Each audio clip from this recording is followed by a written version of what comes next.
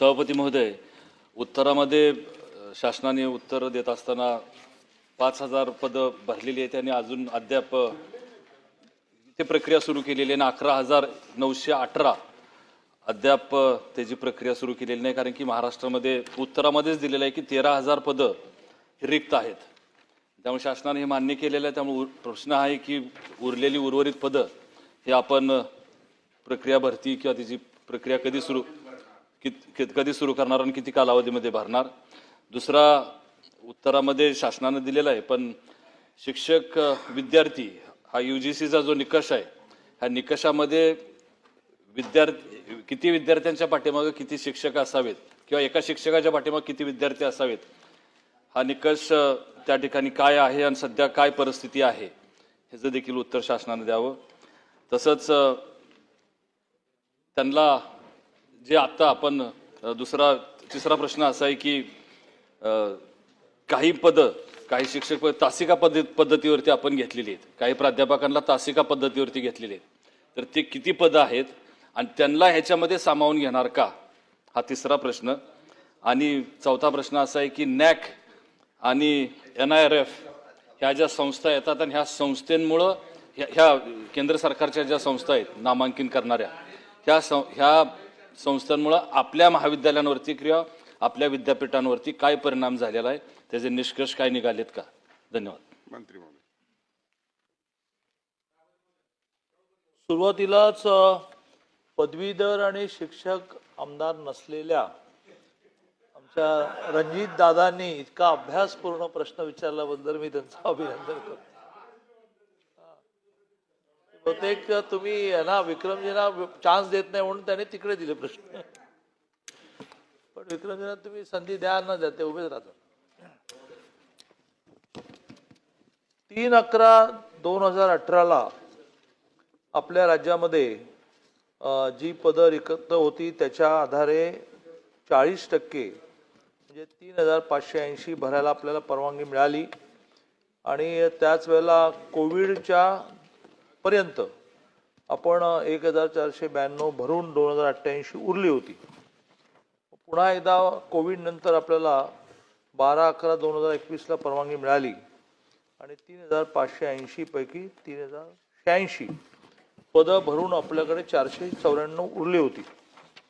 पण मधल्या काळामध्ये 18ला हा आपण निर्णय केला, भरती सुरू केली, ते 25 पर्यंत पुन्हा रिटायर्ड होतातच ना. आणि त्या रिटायरमेंटमुळे आता जी स्थिती आहे ती 31,185 मंजूर पदं, 19,267 भरलेली पदं, 11,918 त्यातल्या आपल्याला 5,012 पदं भरायला परवानगी मिळाली आणि 494 आधीची शिल्लक आहेत. अशी जवळजवळ रफली 5,500 पदांना आपल्याला मान्यता मिळाली. वित्त विभागाने हा आग्रह धरला होता की ही विद्यार्थी संख्या तुम्ही लेटेस्ट म्हणजे 2025ची घेतली पाहिजे. याचं कारण सर्वांनाच आपल्याला जाणवतं की नवीन शैक्षणिक धोरणानंतर विद्यार्थी संख्या थोडी कमी झालेली आहे आणि सगळ्यात महत्त्वाचं म्हणजे कौशल्य विकासाकडे जाण्याचा भर हा वाढला आहे.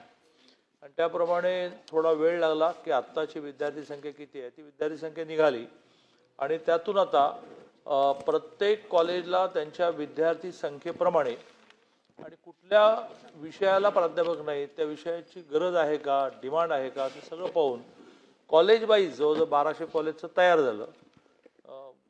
1-2 दिवसामध्ये त्याचा कॉलेजला नेमक्या जागा किती मिळाल्या कॉलेज वाईज असा तक्ता तयार होईल आणि त्याचा आदेश पण निघेल. मग त्याची प्रक्रिया असते. जूनच्या आधी हे पूर्ण करा असा आपण आग्रह धरतो आहे. पण प्रक्रियेमधला मोठा मुद्दा असतो तो रोस्टरचा असतो.